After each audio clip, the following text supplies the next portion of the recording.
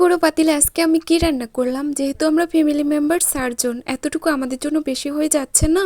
তাহলে কি রান্না করলাম, তাহলে আমার পুরো ভিডিও দেখতে বুঝতে পারবেন যে কি রান্না করছি। আর যখন আমি ভিডিওটা রিলসে আপলোড করছি, অনেকেই জানতে চাইছেন যে আপু আপনি এটা কি রান্না করছেন, রান্নার কালারটা খুব সুন্দর। আসলে কমেন্টে রিপ্লাই তো আর লিখে ওইভাবে এক্সপ্লেন করা যায় না, তাই আমি আজকে সম্পূর্ণ ভিডিওটাই আপনাদের সাথে শেয়ার করছি।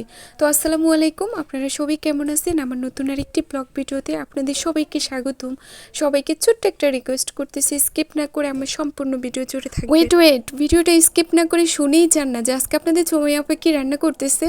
আমাদের চাঁদপুরের বাসায় হচ্ছে এটাকে বড়ি বলে, যে বড়ি রান্না করে, তারপরে নিরামিষ রান্না করা বলে, অনেক উপকরণ দিয়ে আর কি রান্নাটা করা হয়। কি এই রান্নাটাতে যত বেশি উপকরণ আর কি সবজি দেওয়া হয় কিংবা ডালের পরিমাণটা একটু বাড়িয়ে দেওয়া হয়, তাহলে খেতে খুব খুব ভালো লাগে।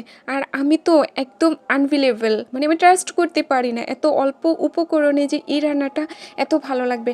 আসলে আগের কোনো প্রিপারেশন ছিল না যে এই রান্নাটা করা হবে। তো আমাদের এখানে কলা গাছের ভিতরে যেটা থাকে না, ওইটাকে আইলকা বলে। গতকাল একটা রিলসে দেখছি এটাকে কি যেন বলে আর কি, আসলে এক এক অঞ্চলে এটাকে এক এক নামে বলে থাকে।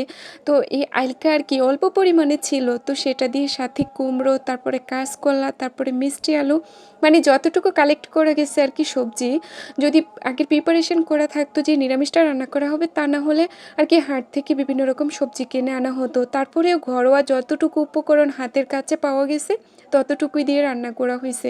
আর এই তো শেষে কিছু কুমড়ার ডগা আর কি দেওয়া হয়েছে।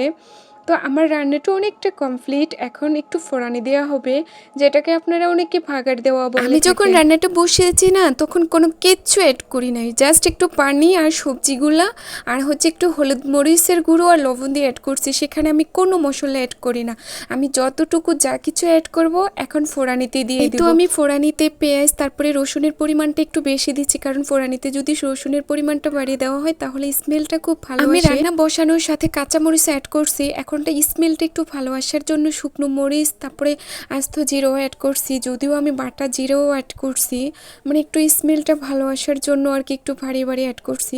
আমি ফোড়ানিতে একটু হলুদ অ্যাড করছি, কারণ কালারটা যাতে খুব ভালো আসে। কারণ আমার রান্নাটা দেখে অনেকেই বলছিলেন যে আপু আপনার রান্নার কালারটা খুব সুন্দর আসছে, আর রান্নাটাও দারুণ হয়েছে, খেতেও খুব ভালো হবে। আর এখানে আমি ফোড়ানি থেকে কিছুটা পরিমাণ পেঁয়াজ বেরেস্তা তুলে নিয়েছি, সেটা এখন আমি একটু অ্যাড করে দিচ্ছি, যাতে আরও স্মেলটা একটু ভালো আসে, ইনক্রিজ হয় তার জন্য। আর এত বড় পাতিলে যেহেতু রান্না করছি, আমরা যেহেতু ফ্যামিলি মেম্বার 4 জন, আর একা একা তো খাওয়া পসিবল না। আর এসব কিছু আমাদের গ্রামে আমরা রান্না করলে একা একাও খাই না, আশেপাশে যারা আছে সবার সাথে শেয়ার করি, সবাইকে দেওয়া হয়। আর এদিকে আমি অল্প পরিমাণ একটু নিয়েছি, কারণ নিরামিষটা এভাবে খেতেই বেশ ভালো লাগে।